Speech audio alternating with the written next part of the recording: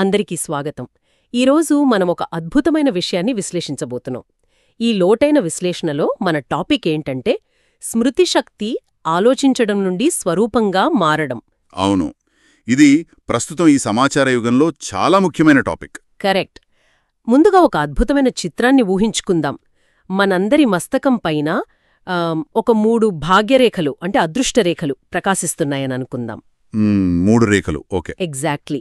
మొదటిది సాక్షాత్తు ఆ పరమాత్మ ఇచ్చే పాలన, రెండవది ఒక శ్రేష్టమైన గురువు ఇచ్చే శిక్షణ, ఇక మూడవది సద్గురువిచ్చే శ్రీమతం. వావ్, ఇవి దొరకడం అంటే మామూలు విషయం కాదసలు. కోట్లలో కొద్దిమందికి మాత్రమే దొరికే అత్యంత అరుదైన అదృష్టం ఇది. నిజమే గదా. కాని ఇక్కడే ఒక పెద్ద సమస్య వస్తోంది.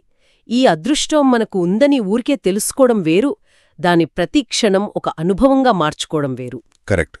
తెలుసుకోవడానికి, అనుభవించడానికి చాలా గ్యాప్ ఉంది.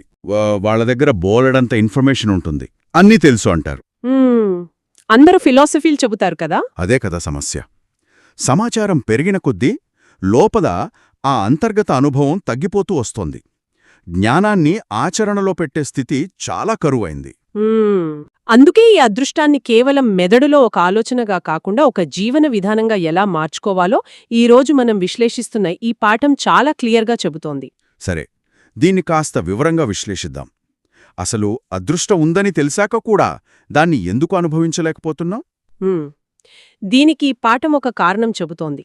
అదేంటంటే ఊరికే ఆలోచిస్తూ ఉండిపోవడం. అవును, కేవలం ఆలోచనల వలయంలో ఇరుక్కుపోవడం. కరెక్ట్. అంటే నేను ఒక ఆత్మను అని బుర్రలో పదే పడే అనుకోవడం వల్ల లాభం లేదు. దాన్ని ఆలోచనా స్వరూపం అంటారు కదా. కాని అది స్మృతి స్వరూపంగా మారాలి. ఇక్కడొక ఉదాహరణ చూద్దాం.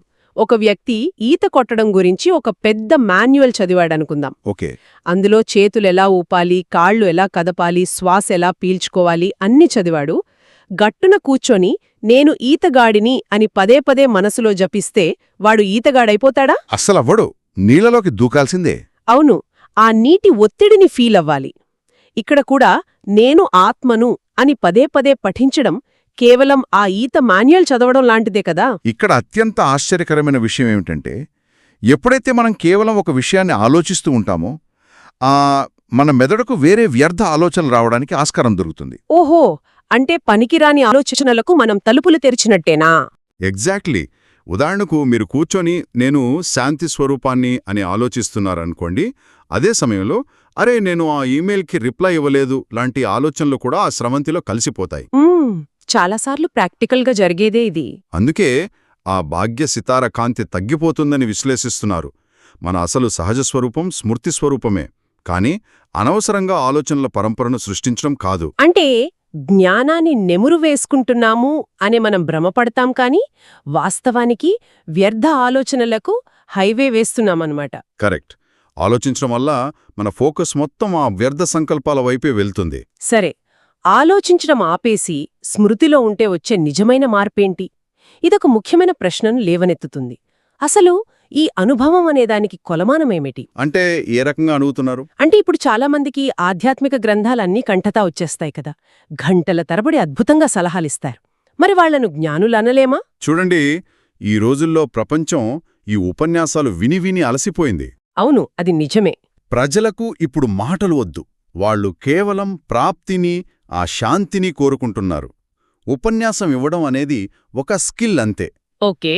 కాని అనుభవం అనేది ఒక అధికారం, అథారిటీ అంటాం కదా. అలా కేవలం జ్ఞానమర్థం చేసుకున్నవాళ్లు మాయ వల్ల అంటే భ్రమల వల్ల త్వరగా మోసపోతారు. అంటే వాళ్లకు అథారిటీ లేదు అంటారా? అవును. యోగం చేయడం అంటే రోజులో 1 గంట కళ్ళు మూసుకుని కూర్చోవడం కాదు. ఏ సమయానికి ఏ శక్తి అవసరమో దాన్ని సెకండ్లో ఆహ్వానించి వాడటమే ఆచరణ. ఏ సమయానికి ఏ శక్తి అవసరమో దాన్ని క్షణాల్లో ఉపయోగించడం వినడానికి చాలా బావుంది. కాని ప్రాక్టికల్గా ఒక అనుభవం ఉన్న వ్యక్తిని ఎలా గుర్తించాలి? దానికోసం ఈ పాఠం అనుభవీ మూర్తుల 4 గుర్తులను చెప్పింది. మొదటిది నిమిత్తభావం. అంటే ఏ పని చేసినా నేను కేవలం పలిముట్టును, చేయించే శక్తి వేరొకటి ఉంది అనుకోవడం. అంటే నేనే చేస్తున్నాను అనే అహంకారం ఉండకూడదు. అవును. రెండవది శుభభావం. ఎవరైనా హాని చేసినా వాళ్ల పట్ల ఎలాంటి కక్ష లేకుండా నిస్వార్థంగా ఉండటం. మూడవది సంబంధాల్లో నిర్మాణభావం. నిర్మాణభావం అంటే వినేయువదాం. కరెక్ట్. ఎలాంటి అహంకారం లేని అణుకువ. ఇక 4వది మాటలో నిర్మలత్వం. ఎదుటివారిని దెప్పిపుడవటం లాంటివి లేకుండా మాట చాలా స్వచ్ఛంగా ఉండాలి. ఇవన్నీ వినడానికి అద్భుతంగా ఉన్నాయి. కానీ ఎవరైనా విపరీతమైన కోపం తెప్పించినప్పుడు నేను శుభభావంతో ఉండాలి అని ఆ టైంలో ఆలోచించడం కష్టం గదా? అక్కడే ఉందసలు మెకానిజం. ఈ 4 గుర్తులు ఆలోచించి నటించేవి కాకూడదు. ఓహో. పరిస్థితి వచ్చినప్పుడు నేను సహనంగా ఉండాలి అని ఆలోచించరు వాళ్ళు. ఇవి వాళ్లకు స్వతహా సంస్కారాలుగా, అంటే ఒక న్యాచురల్ రిఫ్లెక్స్ లాగా మారిపోవాలి. న్యాచురల్ రిఫ్లెక్స్ అంటే దానంతట అదే జరిగిపోవాలన్నమాట. అవును. ఉదాహరణకు మనం వేడి వస్తువు పట్టుకున్నప్పుడు ఇది కాల్తోంది, నా చేయి తీసేయాలి అని మెదడులో ఆలోచిస్తామా? అబ్బే, అస్సలు ఆలోచించాం. వెంటనే లాగేస్తాం గదా. అదే, ఆ రిఫ్లెక్స్ ఎంత వేగంగా ఉంటుందో అనుభవం ఉన్నవాళ్లకు ఆ సహనశక్తి కూడా అంతే ఆటోమేటిక్గా రావాలి. వావ్! ఈ వేడి వస్తువు ఉదాహరణతో విషయం చాలా క్లియర్గా అర్థమైంది. కాని ఒక్క నిమిషం ఆగండి. చెప్పండి. పాత అలవాట్లను మార్చుకుని ఈ కొత్త సంస్కారాలను న్యాచురల్గా మార్చుకోవాలంటే దశాబ్దాల టైం పడుతుంది కదా. కాని ఈ పరివర్తన వేగం గురించి ఈ పాఠం సూచిస్తున్న సమయమేంతో చూస్తే నాకు చాలా ఆశ్చర్యం వేస్తోంది. ఎంత సమయం చెప్తోంది? కేవలం 1 సెకను. మన మనసుకి ఏది మంచిదో ఏది కాదో తెలుసుకుని ఆ వద్దనుకున్న దానికి వెంటనే అదే సెకండ్లో బిందువు, అంటే ఫుల్ స్టాప్ పెట్టాలి అని సవాలు చేస్తోంది. అవును. ఇక్కడే నా సందేహం. ఇక్కడ విషయం చాలా ఆసక్తికరంగా మారుతుంది. సైంటిస్టులు టెక్నాలజీతో ప్రపంచాన్ని క్షణాల్లో మార్చేస్తున్నారు, సరే. కరెక్ట్.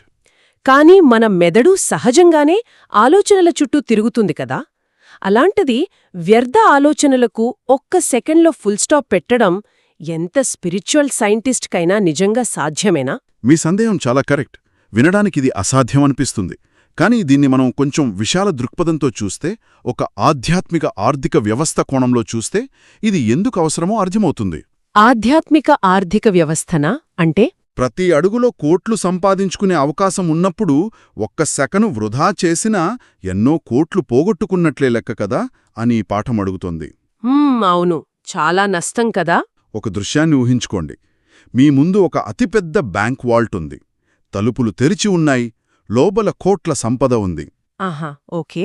కాని ఆ తలుపులు కేవలం 60 సెకండ్లే తెరిచి ఉంటాయి. మీరు లోపలికి వేసే ప్రతి అడుగుకు మీకు కోట్లొస్తాయి. అప్పుడు మీరు తలుపు దగ్గర నిలబడి కుడికాలు పెట్టాలా ఎడమకాలు పెట్టాలా అని టైం వేస్ట్ చేస్తారా? అస్సలు చెయ్యను కదా. ఆలోచించే టైమెక్కడుంది? మెరుపు వేగంతో లోపలికి పరిగెడతాను. సరిగ్గా అదే పాయింట్ ఇక్కడ కూడా. ఆ సమయంలో మెదడులో వేరే ఏ ఆలోచనకు తావుండదు. ఎంత వేగంగా నిర్ణయం తీసుకుంటే అంత సంపద మీ సొంతం. అంటే ఎందుకు జరిగింది, ఎలా జరిగింది అని ఆలోచిస్తూ కూర్చుంటే మనం ఆధ్యాత్మికంగా సంపదను కోల్పోతున్నామన్నమాట. అవును, ఎంతో శక్తిని కోల్పోతున్నాం. అందుకే చేస్తున్నాములే, నెమ్మదిగా అయిపోతుందిలే అనే సాకులస్సలు చెప్పకూడదు. వావ్! అంతిమ సమయంలో మనకు నిమిషం వ్యవధి కూడా ఉండదు. కేవలం 1 సెకను మాత్రమే ఉంటుంది. ఆ 1 సెకన్లోనే మనం పాస్ విత్ ఆనర్ అవ్వాలి. అబ్బా, పాస్ విత్ ఆనర్! ఆ 1 సెకను విలువను బ్యాంకు వాల్తో పోల్చడం నిజంగా అద్భుతం. అంటే ఈ వేగం అనేది కేవలం మనసును ఆపడానికి మాత్రమే కాదు, మన స్పిరిచువల్ బ్యాంక్ బ్యాలెన్స్ పెంచుకోవడానికి కూడా ఎంతో ముఖ్యమనిపిస్తోంది. ఖచ్చితంగా. అందుకే తదుపరి విభాగంలో ఆ ఖాతాల గురించే వివరించారు. అవును, ఇక్కడే మనకొక కొత్త పదం వినిపిస్తుంది. ఈ మూలపాఠాన్ని అందించిన బాబ్దాదా ఒక లోతైన విషయాన్ని చెప్పారు. ఏం చెప్పారు? బాబ్దాదా కేవలం మనం చేసే పనులనే కాకుండా 3 అంతర్గత ఖాతాలను పరిశీలిస్తారట. ఆ 3 ఖాతాలు ఏంటంటే పురుషార్థం యొక్క వేగం ఖాతా, ఆశీర్వాదాల ఖాతా మరియు పుణ్యఖాతా. కరెక్ట్. మరి ఈ రోజుల్లో ఎంతోమంది సేవా కార్యక్రమాలు చాలా ఉత్సాహంగా చేస్తున్నారు కదా. పంజాబ్ వారు, యువకులు, డబల్ విదేశీయులు, ఇలా ఎంతోమంది ముందున్నారు కదా. అవును, కిరీటధారులుగా పేరు తెచ్చుకున్నారు వాళ్ళంతా. కానీ ఇక్కడే ఒక ట్విస్ట్ ఉంది. కేవలం సేవ చేస్తే సరిపోదు, సేవతో పాటు సమర్థ స్వరూపులవ్వాలి అని పాఠం చెబుతోంది. అంటే మరి దీని అర్థమేమిటి? సేవ చేయడం గొప్ప విషయమే కదా, మరి ఎందుకు అలా చెబుతున్నారు?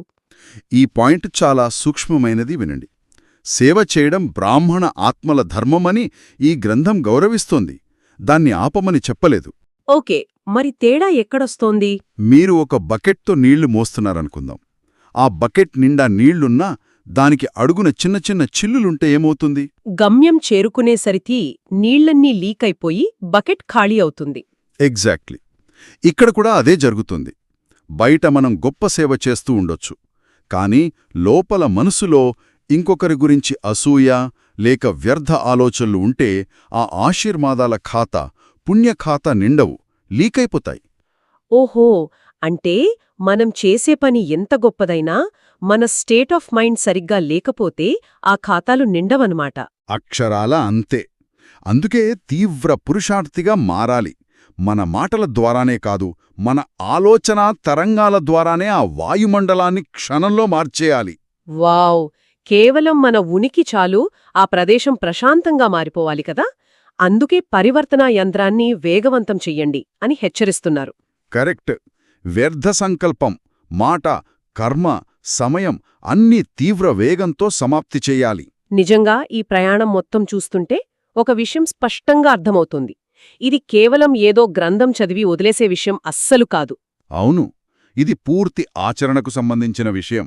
ఆలోచన నుండి అనుభవం వైపు ప్రయాణించడం, పనికిమాలిన వ్యర్థాలోచనలకు ఒక్క సెకండ్లో ఫుల్ స్టాప్ పెట్టడం, లోపల ఏకాగ్రత లేకపోతే ఖాతాలు నిండవు అని తెలుసుకోవడం. అవును. అయితే ముగించే ముందు ఇది నాలో రేకెత్తించిన ఒక ఆలోచనను పంచుకోవాలి. మనం జీవితమంతా ఎన్నో కొత్త విషయాలు నేర్చుకోవడానికి వేల ఆలోచనలు బుర్రలో నింపుకోవడానికి ట్రై చేస్తాం. కరెక్ట్. జ్ఞానమంటే అదే అనుకుంటాం. కొత్తగా ఇంకేదో ఆలోచించడంలో లేదేమో. మరి ఎందులో ఉంది? దానికి బదులుగా కేవలం ఒక్క సెకండ్లో మన ఆలోచనలన్నిటినీ పూర్తిగా మన ఇష్టప్రకారం ఆపేగలగడంలో దాగి ఉందేమో కదా. వావ్! నిజంగా చాలా అద్భుతమైన పాయింట్ ఇది. థాట్స్ క్రియేట్ చేయడం కన్నా వాటిని ఆపగలగడం అనేది పెద్ద అచీవ్మెంట్.